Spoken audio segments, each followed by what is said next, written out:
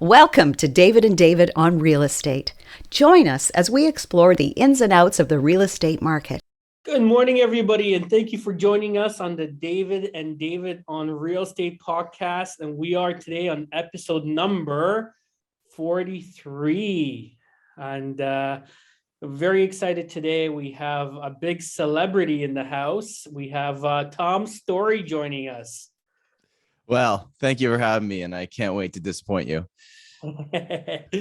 Tom, I met you about 2.5 years ago at the original Buzz conference. Yep. Yeah. You were on stage with Brett Stark and another gentleman that does videos from Kitchener-Waterloo. Yeah, Daryl Waddy.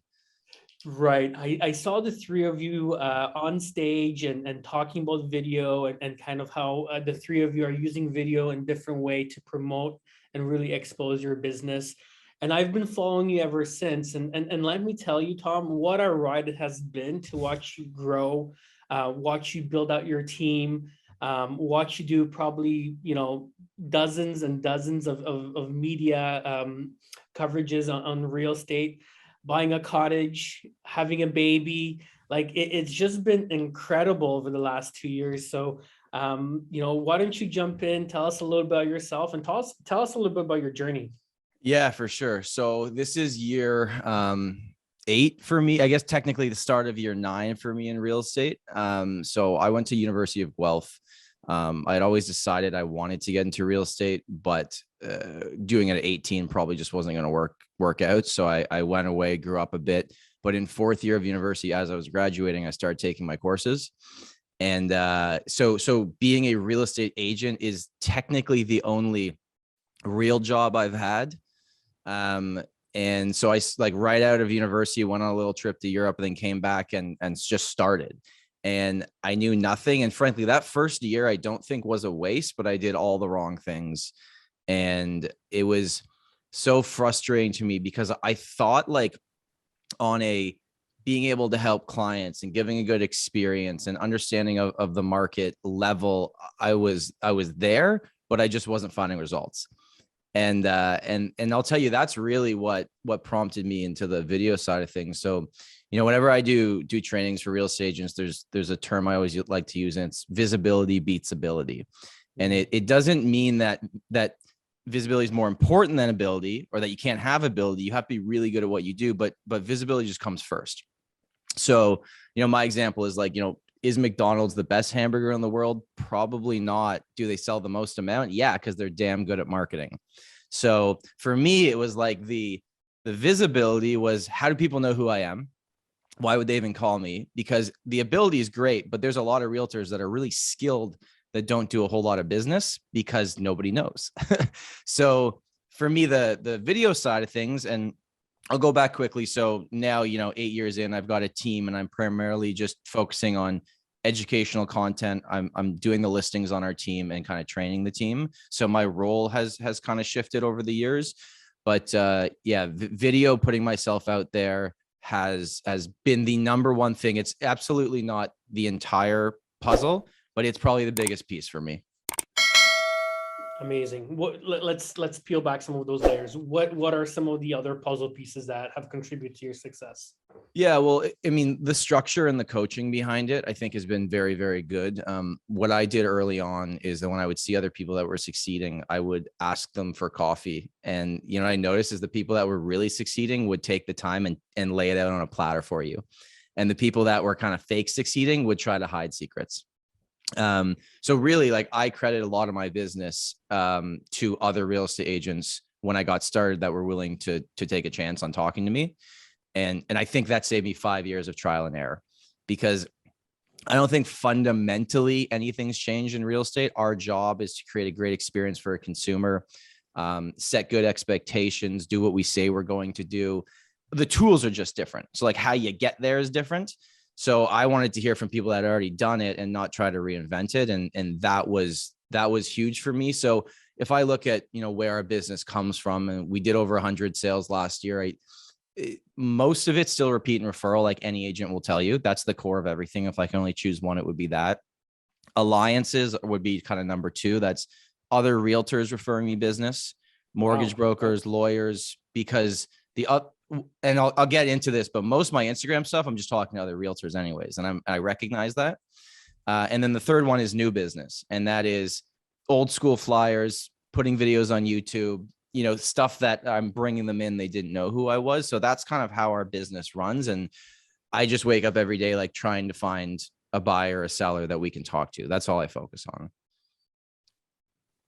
So you're using video to get more eyeballs, but you're finding that a lot of the video content is consumed by other realtors.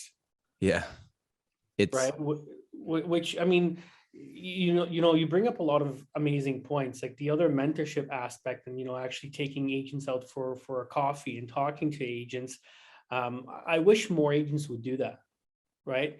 Because I feel like, the successful agents have reached a certain level. A lot of them have gotten to where they are by implementing the same strategies when their business was growing. Right. So now it's a form of giving back. And I mean, this podcast is no exception to that rule, right? Like we're doing the same thing. We're trying to give back and we're trying to, help everybody elevate as well. Right. But I think the realtors that are successful, they did the same thing that, the new realtors are trying to do. They talked to the people, they saw who's successful, they took them out for coffee, they picked their brains, they listened, they did a lot of listening, and they implemented a lot of the things that they were told into their business. And it's a smart way of doing it. My biggest mentor from day one's been Richard Robbins. And he used to always say it's simple, but it's not easy. And so I find a lot of our industry overcomplicates everything, where I try to just package it differently and make it simple and just focus on the actual activities that create results. And you'll find that by asking other people how they did it, because we don't have to reinvent it. We just have to tweak it and put our own spin on it. Yeah. I'm gonna jump in for a sec, Tom. First of all, I'm going to tell people not to adjust their TV screens. David Corman has not become less attractive. I am his partner, Jonathan, and I'm sitting in today while David's taking a much needed vacation, which I heavily advise everybody to take wherever they can. Tom, firstly, question for you is that I already hear great expressions in my mind when you're saying these things. Do we have your permission to steal them when we talk to other people? Because it's amazing how words can really sit within you, resonate with you, and it connect you with other people. So, or is it okay? Some of your phrases that you're saying now, if I could share them in conversation. Yeah, absolutely. They are all yours moving forward. Yeah. And to David Gorski, I'm going to say, David, thank you so much for manifesting this, man. It's amazing when you're watching somebody up on stage and you're saying, I'd love to speak to them. I'd love to meet them one day. And you manifested this. So good job, my friend. Listen, we try to bring the best to share the best content with our viewers, right? So Tom, yeah, we're really psyched to have the next 15 minutes with you and really peel back the layers and keep jumping into some of these topics, because I mean, they're fantastic, and I think a lot of people can learn a lot. Dreams do come true. So we are lucky to have our celebrity today. Tom, question: when watching your videos, it's amazing how authentic they are. It feels like you're not reading off of a script. That's just like. So, question: do you have a project board and have them rehearse, or are they on the fly, free for all? How does it work with you? What's your creative style? I mean, listen, when I first started, I had notes and I would try to write scripts and I would wear a full suit and tie, and I wasn't being myself, frankly. And I would even get feedback from my friends, be like, "Hey, I saw your video, your eyebrows didn't move. You good?" Because you're trying to be this version. And once I started doing videos wearing sweatshirts and just talking about what I was seeing out there, and that's when they really started taking off.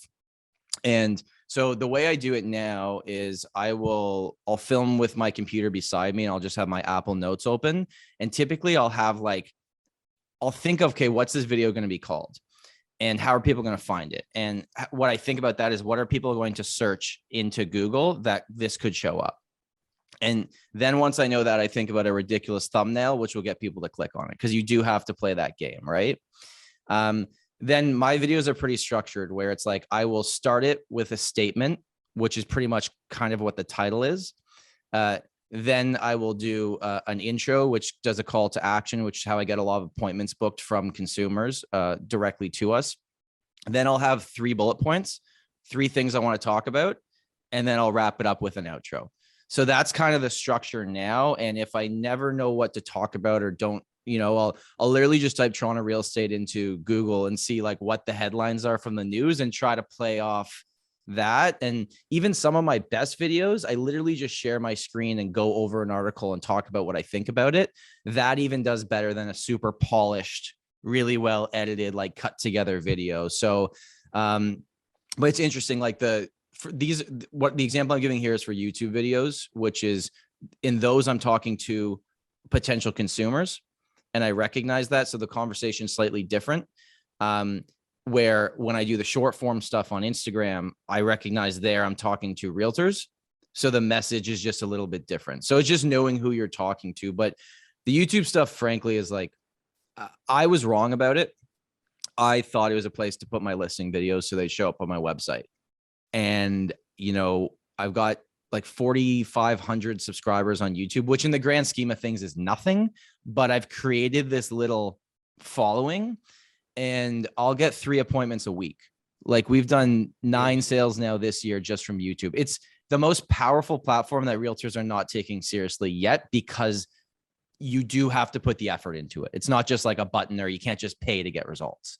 Those that can't appreciate it, Tom, I can tell you that when you start off on YouTube, and I know I'm experienced this myself with our law firm at Kormans, to get to 100 subscribers is so difficult. Like I would be at dinner with people. I would say, can I have your phone for a second? Do you have the YouTube app? And I would force them. Like I would do whatever it takes to get to that 100. And then when you have one clip that finally hits and you're sitting there at dinner and watching, you're like, subscriber. It's like a Vegas slot machine. It's the most fulfilling feeling. And then at some point the fun stops, right? And you think it's going to go on forever, but it doesn't. And we're still at 1,000 even. So 4,500 on YouTube relatively is a fantastic number. That's like having, like, in my mind, like 30,000 on Instagram. I would agree. It's a bigger commitment for someone to subscribe on YouTube than it is to follow on Instagram or like on TikTok or whatever. But it took me a long time to get to 1,000. And then we've gone from 1,000 to 4,500 in like 5 months. So once it's like that first threshold, and then you start seeing the doubling of it, which is really cool. For those YouTube subscribers that are listening right now and watching, we appreciate each and one of you. Don't ever think of unsubscribing. Follow the ride forever. We love you. I agree. So why do you think that YouTube is just a stronger platform for creating leads for agents? Well, I think it's less, there's less competition on it. And the reality is most people, for them to find out who you are, it's more likely to happen with them staring at their phone than it is for them to see your billboard or your for sale sign. And I literally had a call last week where he had booked a buyer call with me, and he started the call. He said, "Hey, first off, I just want to say I'm a big fan." I'm like, "What are you talking about? I'm a real estate agent." Like, so it's what they're doing is they feel like they know you. Yeah. The calls that you get and the appointments are not like, "Tom, why should I work with you?" It's like, "Hey, I've been watching your videos for 6 months and we'd like to build a relationship with you and your team. How can you help us?" And so it's like the mindset shift from like what we've been told online leads are compared to what this is like completely different. And I think, frankly, doing long form content is harder than doing a quick Instagram reel. So the commitment and consistency behind it for other real estate agents, it's not just going to happen overnight, right? And the truth is, the first 6 months, you feel like you're talking to a brick wall because you're like, "Hey guys, welcome back," and like 2 people are watching, but it eventually just starts building. And the best analogy I've heard on it, my friend Steve, he sells out in Surrey, BC. You guys should have him on. Actually, he just got over 5,000 on YouTube, and it's become his #1 lead stream. And what he was saying, it's like people are secretly dating you online without you knowing. So they just reach out when they're ready. And it's like, I've stopped bucketing people into categories of like, this person says they're going to buy in 5 months, or this person says 90 days. I don't care, in the best way possible. It's either you're ready now or you're not ready now, and that's fine. But I know I'm going to keep hitting you with enough what I believe is valuable content that when you're ready, you're going to reach out. I find when you start, it's one thing in putting the content, it's getting the views, is when you start getting comments, when people start interacting with you. And especially when you get the trolls, then you know you made it, because I always found in any kind of marketing wise, it's like, it's one thing to get good reaction. It's another thing to get a bad reaction. It's when you get no reaction whatsoever. That's when it's the hard, like you're talking about hitting the brick wall, right? Yeah. But when you see the comment and people start commenting on the comments and they start talking between themselves and you created that forum, I think that's the most fulfilling part of it. I think that's when you know you kind of hit it. There's Totally. actually one level above that. And the Yes. one level above that is when your followers actually start protecting you and jumping in and saying, no, no, no, David's a good guy. And you're so wrong about David, when you don't have to do that yourself and other people do it on your behalf. And the one agent that really comes to mind is Nazma Ali. Yeah. Right? I mean, she's just, has a great following, and she gets trolled quite a bit about, because she's pretty honest in her opinion on social media about really what's happening with the market and numbers and analysis, and people jump in really quickly and start defending her, and I think that's when you really know you've made it on social media, when you have that kind of following, right? Think about very successful people. Many of them are polarizing. Now, that doesn't mean you have to do outlandish stuff, but like Howard Stern wouldn't be successful if he wasn't polarized. Like you can give a million examples here, whether you like them or don't like them.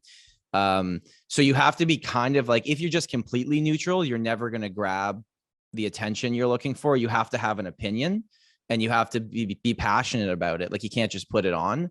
But I agree. Like if people are making fun of you, like you're not working hard enough. You should be getting a little bit of crap along the way. It's like Ric Flair said, you may like it or you may not like it, but learn to love it because it's the best thing going today. And I love it. You have that kind of energy putting into it. But that being said, Tom, in my mind, any professional right now, especially in sales, it doesn't matter what industry you're in. You can be in car sales, you can be an accountant, you can be a lawyer, you can be a realtor. This all can fit, but it's a young professional or somebody is, entered into a new profession later in life. They all can take to this.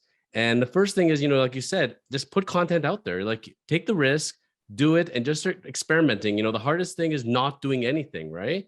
But that being said, I'm sure there's a team behind Tom Storey, right? Like if you had to do all this stuff of what you're doing yourself, I presume there'd be burnout after about a week.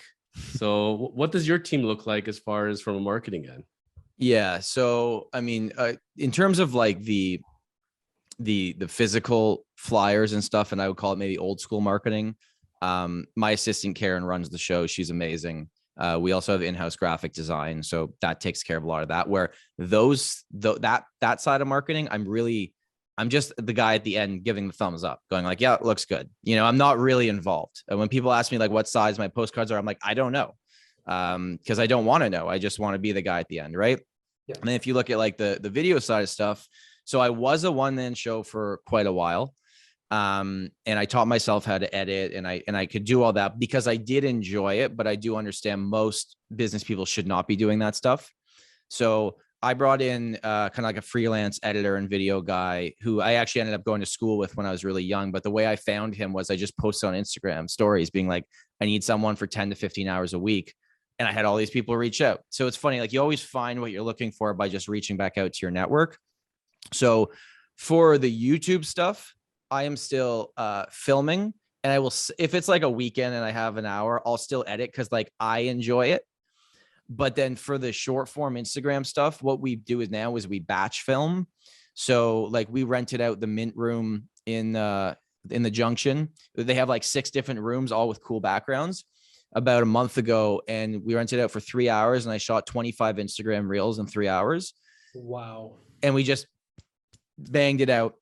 And I've posted a lot of them, but I still have like 10 a piece of content I can post at any point now. And then starting early next month, we're going to go back to a new room and have a bunch more of new ideas. So I have a video guy that's editing all those for me, because frankly, when people ask like, hey, how are you so good at video, or how's your editing? And the truth is, it's not me.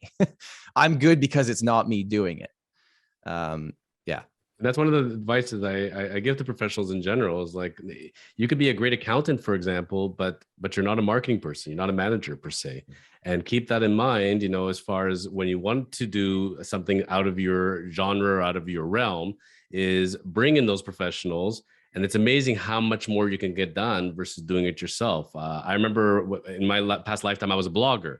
and I loved it, and I was growing it organically, and I was absolutely having a great time. But when you learn to do the website, you learn the uploading and the editing and you're writing, and then you're interviewing the guests, and you're coming up with, when you're doing every single hat, you do that for X amount of months or years. It's amazing how quickly it can just go. Plus, you still have your full-time job. Plus, you have a personal life.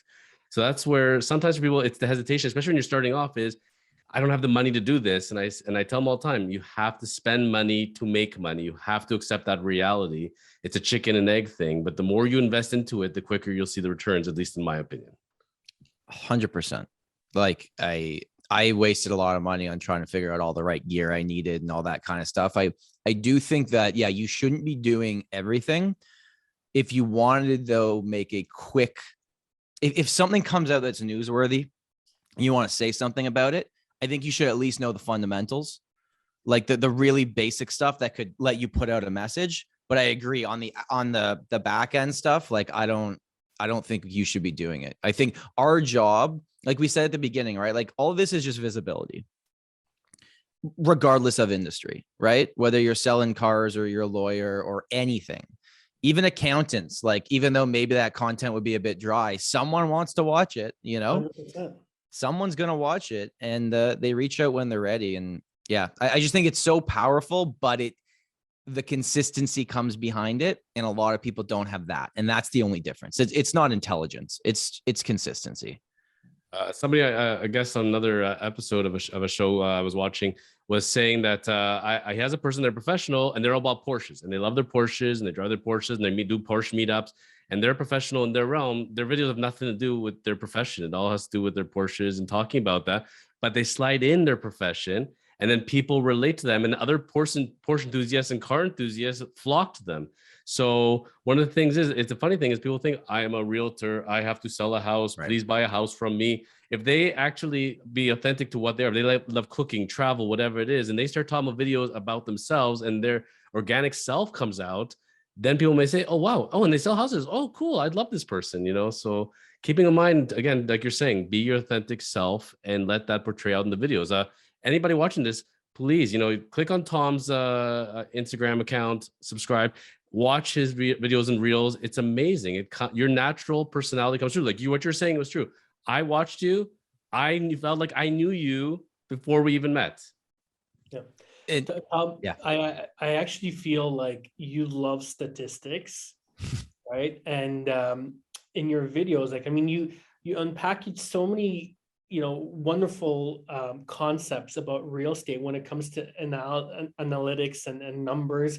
Like you did a video a couple of months ago about land transfer tax. Yeah. But approximately, how much land transfer taxes is being collected, on average, and what does the city do with that money? And you asked the question, and it was really interesting stuff that sometimes the public wonders about, but nobody really puts a context behind, right? So when you're putting out content like that, it's authentic, it's interesting, it's creative, and your passion for the numbers really shine through your videos. So I think it's easier to put and to be authentic when you have that passion, right? 100%. 100%. So when I look at the stats stuff, I always try to think like, what's something that I can talk about that's not the obvious thing. So everyone's going to tell you days on market or what the average price is or sales and all that kind of stuff. We're like, when I look at the numbers, I'm like, okay, well, what's the difference between the average condo and the average detached house? Or the land transfer thing just got me thinking, like, because last year when prices were accelerating, we had 30% more sales than before. I'm like, the city's bringing in a lot of money. So I just looked at just City of Toronto municipal land transfer and just did the math based on how many properties sold and the average sale price. I was like, they're going to bring in $1 billion this year. I wonder where that goes, And would you like the answer to that? I would like the answer. Yeah. Okay. It's true story. I was having a dinner party and one evening, and this is when the Toronto tax was just introduced and it's about to be implemented. Okay. And one of the people at the dinner party, is about 6 of us. They worked in the City of Toronto Tax Department. And I said to them, wow, you must be really excited. You have like mania from heaven. You have literally like you won the lottery. Like this is going to fix all the problems. What are you guys planning to do with all the money? You know what they said to me? The money has long been spent. It's been calculated 2 years ago. We've already budgeted for it. We've already spent 2 years of it. Wow. Wow. Interesting. Dollars just like that. It's sad. And if you think about it, if any other business, any other personal, if any of us could collect an income like that, all of a sudden we pay off all our debts, we put money into savings, start investing our homes, maybe buy a second home, we have all these kind of plans. Government does not run it like a business. Government runs it like a business, like government. Well, even like when it first started in 2008, like the double at least, for what the average price is versus today, like they're bringing in way more than they did then, just amount of sales and price. And I don't think they thought the average home price was going to be $1.3 million when they brought that in, right? So it's interesting. Remember when HST was a temporary measure? Yeah. How's that working out? Yeah, fair enough. Tom, talk to us about some of your back systems. Like, what do you use to keep organized? Okay. I mean, truthfully for me now, is I'm not as involved in every aspect of the business. But I believe that you have to have the right people in the right seats. So I feel that where my team's at right now, I have the right people in the right spots to help. So in terms of like actual systems we're using on the deal processing side and workflows, we use a CRM called RealVolve. RealVolve and Follow Up Boss are the top two in my opinion. We only use RealVolve because my assistant really enjoyed it and she's the one signing into it most, so I let her pick. But that's like okay, any buyer or seller comes in, there's no question about what happens. This is the workflow of exactly the process of how it's going to work. The offer is accepted. This is when we ask for the Google review. This is when we send out the gift. Like it's all kind of done. So the systems are in place. It's just a matter of like having someone, because someone at the end of the day still has to press the button. And it can't always be me. So that's what we use for a CRM side of things. Then I look at my relationship CRM, so a totally different system, as BombBomb. So whether it's MailChimp or BombBomb, something that you use to send mass emails to your database. I like the fact that BombBomb tells me when they open my email, it tracks it. It like gives them little scores depending on how active they are with your email. So you just have an idea. I can still put notes in it. I can send videos directly to them that are like compressed into the email, so it doesn't look like bulky. So that's my relationship CRM. And then I have my business workflow paperwork CRM on the other side. So those are the two like structures. And then if you look at like, okay, well then how do we actually get business in terms of bringing in opportunities? There's basically like a 12-month system we run, and it's just every month, what can we deliver to our clients that we deem as valuable? Obviously video plays into this, right?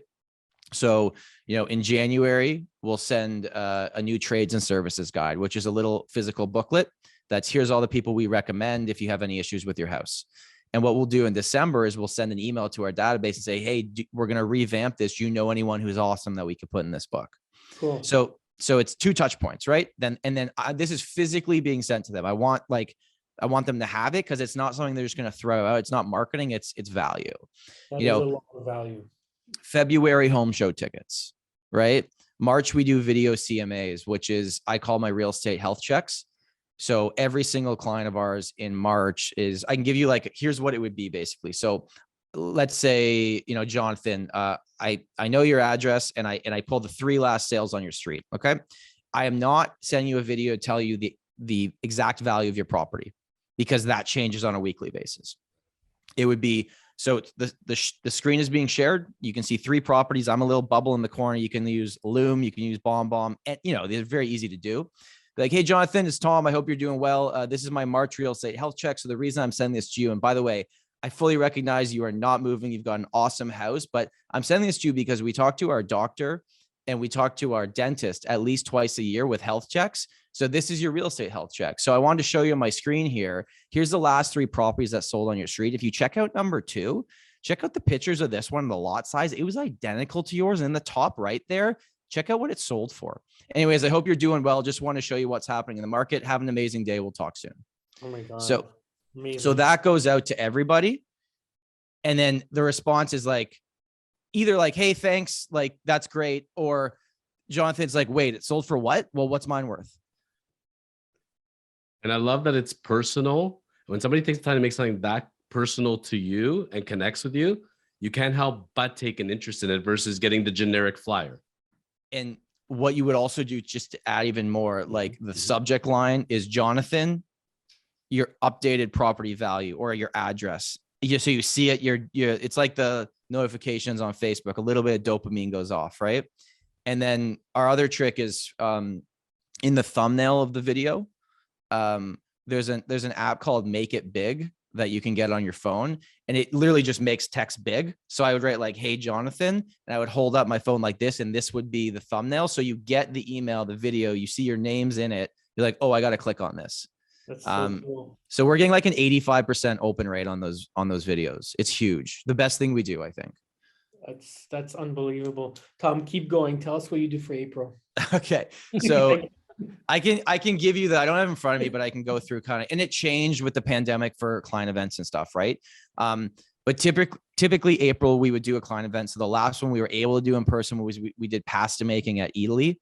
So we brought our top 20 people and we just made pasta, and like the money spent on those events is 10 times a better investment than spending it on other things we spend money on, right?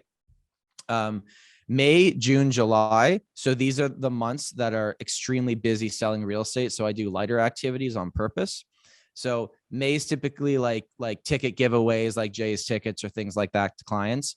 June, the touch point is actually inviting them to our big client event that's going to be in July, because it's such an easy conversation or message. July is the big event, right? And then August, we go back to the video CMAs, because I want them to know this is their second health check. I want them to know what the market's doing as we head into fall, because it's strategically done March, August, as we're heading into April or September, because they're the 2 months with the most amount of sales every single year. What would be a big event look like in July? Like what? So we would rent out. We try to do something that they're going to remember. So we've done it in like the bridge and the ice boat buildings. Like in the bridge between them. So it's like something to remember. We used to rent out the Spoke Club. It's now under new ownership. So we're going to try and do them, where we just rent out this huge space. We get 150 people there. We have mortgage brokers sponsored as well. So it's not just me paying for everything. And then we've had magicians, we have DJs, we have funny photo booth. The last one we did, we actually had massage therapists that were in the corner so people could get a massage. So it's just like we're trying to do something that is an experience. And the cool thing about client parties, and now the big ones can be intimidating. You kind of got to get there. But the first thing everyone says to each other if they don't know each other when they come to your party is, how do you know Tom? You're the common theme. And I think too, our clients, they work with us. They see us. We help them. We've done our job. They go to the database. But they walk into something like that. They're like, wait, you work, these are all your clients? People don't really get it, right? They don't, and why would they? All they care about is us helping them through that experience, which I think is pretty powerful. Very often people think they're the only one, they're the only island, they're the only client, and what, you have another client you work with? How can you do that?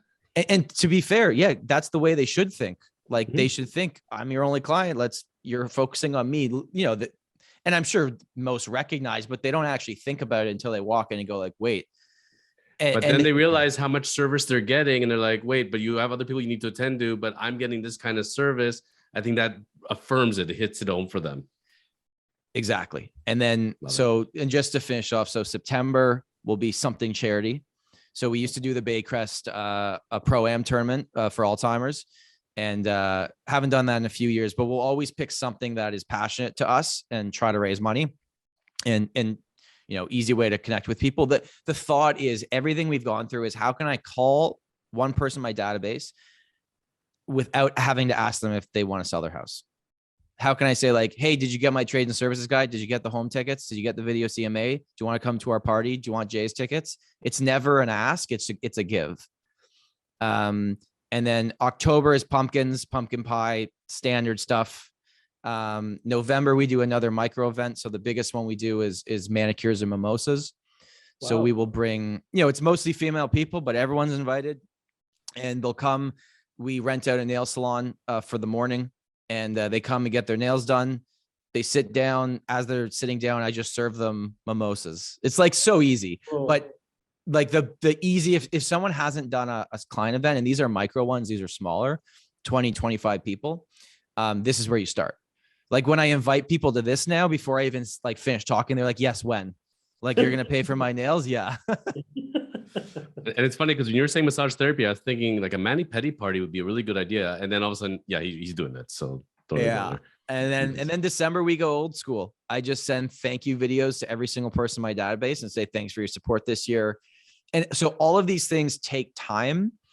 But if I could only choose one system to run my business, it would be this, because this is where it's a return you're looking for, right? Like a lot of realtors or business people have databases of thousands and thousands of people. And I think you can have that list, but that shouldn't be like, my list is just like 310 people now, but we did 76 sales out of that 310 people last year, because now they didn't all move, but they referred me their friends and family, or so it's having a smaller group that you're willing to invest in is much more powerful than, just trying to throw dynamite into a huge area and hoping a few come out of it. Right. I hope people listening to this are rewinding it, playing it back slowly, taking notes, going into their to-do list, and starting to make action plans themselves. Awesome. Amazing. But yeah, that's basically the plan. And then on top of that, they'll get birthday videos. They'll send the market updates every month. So then the video bleeds into it. And then I just look at that as like a part of the plan. As long as my clients, because even if I haven't called my client in 6 months, they feel like they've seen me. And that's what I'm looking to get. So how do you get inspired for these ideas? Do you sleep and wake up in the middle of the night and just the ideas hit you? Do you watch other videos? Do you read books about it? Like, you're obviously a brilliant guy and understand marketing. Is this something that comes natural, or what inspires you to get your ideas? No, the truth is I stole all of this. Okay. Like I go to real estate conferences and I talk with other top people and I ask them what they do. And I go, can I do that? And they go, yeah. So I didn't come up with manicures and mimosas. I didn't come up with client parties. I think I was one of the first to really do the video CMAs at this way. But most of this, it's like I was taught this from coaching, and if you tell me something works and show me proof, I'll follow it. And yeah. I find that for a lot of professionals, they say, everybody's doing it, or I'm so late to the party that there's no point. I got to think something else. And I always tell them, it doesn't matter. There could be a million people doing that. But if you're doing it authentically and you keep putting the energy out there and you're consistent, I think you'll find the results, but you got to give it time. Like one of the things you raised earlier, Tom, was about the whole idea of consistency. For weeks, for months, you may see nothing, but if you keep at it, it will hit one day. It's just the people that give up are the ones like, I saw nothing after 2 or 3 months, so forget it. I'm dropping out of it. I mean, that's the biggest issue, right? Is that I think so. Consistency is the main point. And I always look at two other things. The other one is patience. Successful people are patient. They're willing to let the systems ride out. And then the third one is the execution on the ideas. People that succeed get an idea and it's in motion next week. They're not planners, They're doers. They're doers. Yeah. And all of this is simple. It's just, we find ways to complicate it. And I think that's what gets in most people's way. When I sit in marketing meetings, we talk about it all the time. There's a big level picture plan. Great. Then it's coming up with those steps and then executing it like you said. And most people or most organizations tend to fall somewhere along the line where they don't bother putting that big plan together, or they don't bother to make the steps. But the most difficult part is not executing, following up, and making sure things are getting done. Just taking it for granted, it will get done. And it's the saddest thing when you have a plan and you have steps, but you're not making it happen. And that's simply because you're not investing the time to double check and triple check. But then again, it's also having the people in place, sending your lieutenant and your general and saying, you're in charge of this. Let me know how the results are. I got to go do other things now. Yeah. Tom, I want to shift gears a little bit and talk about all your media exposure. Sure.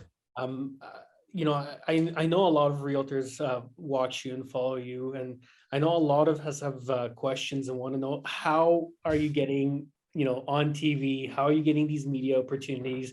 What does that look like? And, take us back to the very beginning, to the very first time you got featured on TV, and just tell us how you made it happen.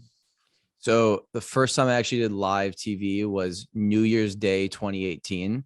Thank goodness I had a light night the night before. And everything media wise is last minute. They're like, can you come do this in 2 hours? It's never like you can plan for it. Even like last night, I was at the hockey game. I was supposed to do the news at 7:45, but I was like, this is the one time I physically can't. But I always try to make sure I'm available, because if you say no, you fall down the Rolodex. But if you say yes, then they'll keep calling you back. So that's also extremely important. You cannot brush them off. They have other people they'll call. Okay, in terms of how it actually happened. So if you really go back to the beginning, it's like the only reason it happened is because other people saw me already making videos. So my company has a PR department that they hire. So our brand, and I know we're keeping brands out of this, has a PR department. The CEO of our company does a lot of that PR, but they also have people in different markets across Canada that do PR for them.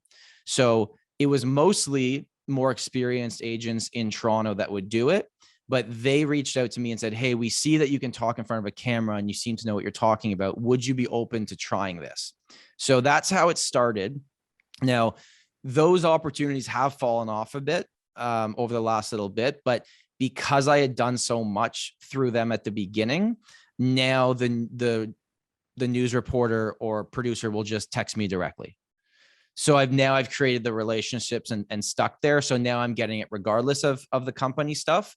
But yeah, the truth is behind it. Like, I got it because there was a PR department at my company at some point that looked at me and said, why don't we give him a shot? And I just made sure I was ready when that happened.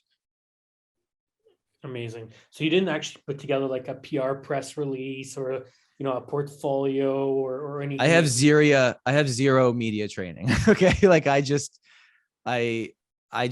don't know. Like, I always probably as a kid secretly wanted to become an actor. So I feel like I can be who I need to be in the moment. But no, I mean, one thing that happens a lot though in the industry, and like Nazma is a good example again, right? Like, she gets media stuff because she's active on Twitter and the reporters see her. So it really comes back to like, I only got it because I was active on video and someone saw me and gave me the opportunity. So if you're not already doing it, no one's going to call you. You have to put yourself out there. And I find too with the news, they never tell you what they're going to ask you. It's kind of like, here's the headline. Let's talk for 5 minutes. You're like, all right. And what I've learned is when they ask a question, you answer it and you stop talking. Because you don't want to get stuck in the roundabout or try to show how smart you are. The newscaster's not trying to challenge you. They're giving you like T-balls and you just got to hit it all. You know what I mean? Like, they're not trying to make it tough for you. It's not a hit piece. So answer the question and move on. That's where it's a funny thing that people, I think, have a giant misconception about the news. When you're getting interviewed, and you can correct me if I'm wrong, but my experience has always been they have the headline. They know where they're going with it already. You're just affirming exactly what they want to say. 100%. And I've seen before, if you counter what they're saying, or you're saying, no, you're completely wrong, it's this, they have that glazed look in their eyes, and they're going to find somebody else who will affirm what they want to do. They know the direction they got to go in. Totally. And I think it's just making sure you go on there, and it's not the place to try to argue. You just have to stay your peace and make sure that it's coming from an educational standpoint and that you're giving advice. And remember that when you're doing that, you're talking to consumers that are, whether it's, a law issue, a real estate issue, an anything issue, you have to simplify and put it so that the average person that doesn't know about this can watch and go like, oh, okay, that makes sense to me. So that's what I think I've been good at, is packaging it simply, I think has helped. Yeah, and I think that transcends in all your videos, and people have it easy. It can digest it easy. If they don't know anything about the subject matter, it speaks to them, and then it follows through on the news as well. I'm surprised that when they did bring you on the news, they never said to you, hey, maybe you want to start doing a part-time night reporting segments for us. Or I was thinking this guy would be a good actor. Did you ever look into acting? No, I never actually did it. But is that ship sailed? I guess nothing ever sails. My uncle became an actor when he was 45. He just decided to do it and did great.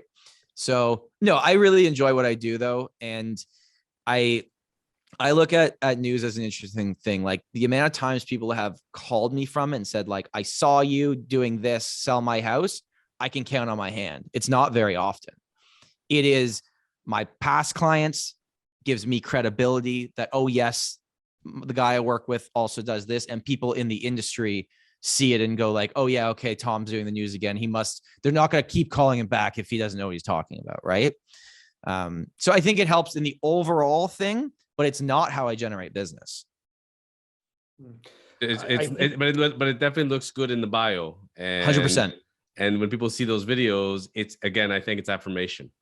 That credibility for sure. I think for those realtors listening, if you want to get more media exposure, I think you have to put yourself out there. And number two, listening to what you're saying, Tom, I would start following some of the reporters and some of the producers to make sure that they have eyeballs on the content that you're producing. Because if they like what they see, the likelihood of them calling you is way higher than if they don't see your media or what you're producing out there either. They're actively looking for stories. And if you have something valuable you can share, they will call you. But you have to be proactive, 100%. Like, see who writes the stories. Yeah. And their emails at the bottom, they're reporters. Email them, say like, I have an opinion on this. And if you do that enough, you're going to get opportunities. Yeah. We had Natasha Kaufman from NKPR on our podcast a couple of weeks ago. And, she really hit that point home. She said that in the very beginning of her career, she used to touch base with every single kind of reporter and, put them into categories and really get to know their writing style and what kind of stories they like, so that if something came across her desk, she automatically knew who to reach out to because of all the research she did beforehand. And, I thought that was absolutely brilliant because it's kind of like reverse engineering, what they're looking for. Yeah. If you start coming to them, they're going to be very happy about that, right? Like, you're making their life easier. And if you make more people's lives easier, you will become more successful in anything you do. 100%. That's where it's a choice. 11 o'clock at night. I'm not going to watch that third episode of Power now. I'm going to go take this chips off my lap, and I'm going to go jump on my computer and do this. It's putting that extra hour or two every day, which, 98% of the population are not going to do it. But for those that are willing to grind it, it's the cost of the grind. It will pay off. And you know what I think too, for whatever industry is, with where social media is at today, like, I get more views on my new stuff because people see it on my Instagram, not because they watch the news. Right. Right. So, if you had already been successful in an industry for 10, 15 years and doing well with all this new stuff coming in, you're like, oh, another thing I got to do. You got to dance on TikTok now, like, so I understand that it's like, if you've already been successful, you're looking at all these new people and be like, what the hell are they doing? But they have no choice because they don't already have the database. Right. So it's like, I felt like I had no choice. I had to just go so hard on this. And I used to get people being like, why are you doing videos? That's not how you sell real estate. Go talk to people. I'm like, I don't know anyone that has a house. And then 2 years later, hey, how do you film? What camera do you use? And then a year later, wait, how many sales did you do from videos? Okay, you have a course. Can we join it? Like, it's so funny how it changes from giving you crap to like being your fan, Yeah. David, you got to earn that over time too, right? So I think we got to drop the bomb on Tom now. We've talked about marketing. We're all feeling warm and fuzzy. We got to talk about the real estate market, my friend. We got to talk about 2022 and what the heck is going on. And this is the pipeline. So, Tom, what the heck is going on, my friend? Well, we already talked about stats. So I ran the numbers yesterday because I was interested. And sales so far on the Toronto Real Estate Board till the end of March of this year versus last year, we are down 22%. And I saw this coming. The overall opportunity for the industry was going to be, the pie is smaller this year. So now we have the proof. I think if you look at outer markets, you are going to see some big corrections in certain pockets. But when I say that, I say compared to February. So it's compared to 1 month. Yes, prices could be down in some pockets of Durham, 20% compared to February, but they're still probably up from last year. They're still probably higher than January. And over time here, it all worked. Like, time is your friend in the real estate market, right? And I heard someone say like the real estate market, and this is only really specific to Ontario, it goes up and down in an upwards pattern. So it goes up and then it comes down, but then so rarely do we have really drops the other way. And the other markets are totally different. But for Ontario, I think what's going to happen moving forward, obviously more rate hikes are coming.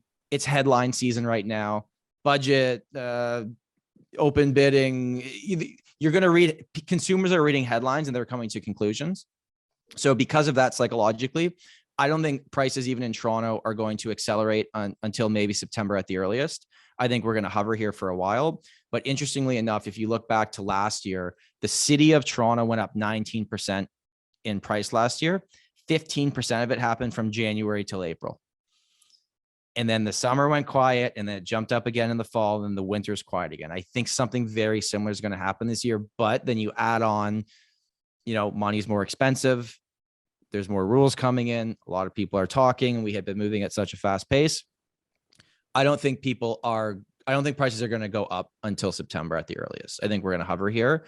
I think it is a perfect time for anyone that owns a condo that wants to get into a house, because when things stabilize or drop down, it's easier to jump up, because that house that was worth 1.3 is now worth 1.2, but your condo that was worth 750 is still worth 745. You know what I mean? So I don't like jumping up in these quick markets because it's hard to catch the house that started at a higher price. But I think it's also, we're moving to a time where not every property is selling. You have to price things correctly or strategically, depending on inventory levels. And anyone that's been doing real estate for 3 years or less is in for a good lesson on how to be skilled at this and not just be a yes person. Yeah. I can tell you, I've been doing this for close to 20 years as a lawyer, as a real estate lawyer. And, it's almost the same talk every winter going into spring. And, winters tend to be the quieter point. And as soon as that snow melts and as soon as the temperatures are in double digits, it's gangbusters right through spring and summer, May, June, July, August. Those are your months, and we're in Toronto, Canada here. It is allegedly spring, but we just saw snow. So I don't know what's going on. But once we see those temperatures rise, it's going to be interesting to see if it's solely people are going to say, I want to get out there. I want to go to open houses. I want to do this. Or if it's those headlines that will make them hold back a little longer. And by the way, I think where we're going with the market is good. It's a good thing that was needed, and we couldn't have kept going at that rate. And the only person that won over the last 2 years was a seller exiting the market. They cashed out. Anyone else that sold and bought did it in the same market. So it's kind of relative. You know what I mean? Like I don't know. I'm probably going to buy a house this summer because I believe in the long-term fundamentals of the market, and I own a few properties already. But I wouldn't make a decision today based on today. I'd make a decision based on 5-10 years from now if I'm going to purchase it today. That's one of the things that always mystified me in real estate. It's one thing when you're entering the market for the first time and you're like, I think prices will go down. And the people that are exiting, I need to wait for the big cash out. But the people that are buying and selling the same market, what's the difference at this point? If it went down, wherever you're going to buy went down. And chances are, whatever you're going to upgrade. So if you're going to be updating, grading, and selling, and you're selling a starter property, the starter property, if it goes down, will be in less percentage than that property that you're going to buy. So you're actually going to be winning at the end. So in a down market, it's very often a great time to go and upgrade yourself. Agreed. I think there's gonna be massive opportunity. It's just making sure that people are educated, because all of our clients are going to come to their own conclusions because of what they read on the headlines. And you need to be the one giving them clarity, because if you don't, somebody else will, whether it's correct or not. Right. What about second properties for people? People hold that second condo downtown Toronto or getting those Muskoka cottages. In these kind of climates where people are clamoring to buy them like there's no tomorrow, where do you see that headed? Well, I can't really speak to the cottages because I don't know that market. Like I have a cottage myself, but I bought that to keep for the rest of my life. So I don't care about a short-term fluctuation. But when interest rates go up, do you know what else goes up? Rent. So less people can afford, more people rent. I've already seen this. I got 2 agents on my team that do rentals, and they're like, it's craziness right now. So we're still getting a lot of people that are wanting to buy those investment properties. And even though rates are going up, really the last 5 years, even if you're putting 20% down in Toronto, you're not cash flowing. So you're not buying it for the cash flow, right? So I would think most real investors will just ride this out. And anyone that was just trying to speculate, frankly, good. Like if you're gonna reap all the benefits, you got to also the other side when things change, right? A wise man once said, greed is good. Tom, I think you nailed it. I mean, I couldn't agree more. We've been giving the message to our realtors that, you know, if your clients have any second properties, any investment properties that they want to cash out that maybe are not in prime areas, or, you know, maybe require a massive investment of money to upkeep over the next couple of years, look at, you know, selling some of them and taking some of that risk and some of the profit out of the market. And, you know, in this market that we're entering, there's going to be opportunities. You know, there's going to be opportunities, and you hit one of them, you know, right on the head, where, you know, you can navigate and sell those condos and then get into a detached house and, you know, play with those margins a little bit, right? And I think we're going to see more and more opportunities like that, especially in some of those crazy markets outside of the GTA that went up. But I still think Toronto is a big opportunity, because I think what's been happening over the last 2 years is, you know, people have been moving out of the city, and we're seeing multiple offers on the outskirts. But the city of Toronto itself hasn't appreciated as much as some of the, you know, as some of the outskirts have, like Barrie, Pickering, Windsor, St. Catharines, Hamilton. Like, I mean, massive appreciation. I look at the city of Toronto, we haven't seen that the same appreciation. So I think there's an opportunity there. I even look back at, like, I mean, this was long before I was selling. Well, frankly, it was before I was born. But in '89, when the crash happened, I look back and studied that 7 years. Our population, the amount of homes available, our immigration, everything, interest rates, still 42,000 properties sold in 1989. So people move regardless of market, right? We can't worry about what the market's going to do. I think people that are very skilled at what they do will take over more market share if it becomes a little bit tougher to sell things anyways. Right. So I welcome a more balanced out market. I think it would be great for everybody. I still don't actually think we're going there. I still think it's fundamentally a seller's market. It's just, we've been so spoiled on one end of things. We're going to have to adjust here for the next few months. Awesome. Tom, this is a great conversation. Honestly, it was great having you on. You know, thank you so much for sharing and peeling back the layers and going deep on some of your systems and content creation and videos and statistics. It was absolutely great having you on today. Awesome. Thank you, guys. This was a lot of fun. Thanks for having me. Really appreciate it, Tom. When people want to reach you, what's the best way to find you? Probably just Instagram at the Storey team. Storey spelled STOREY. Amazing. Well, thank you so much for taking the time for us today. Honestly, we learned a lot. You entertained us, and you're really great at what you do. So keep up the great work, my friend. Thanks, guys. Lots of fun. Awesome. Thank you, Tom.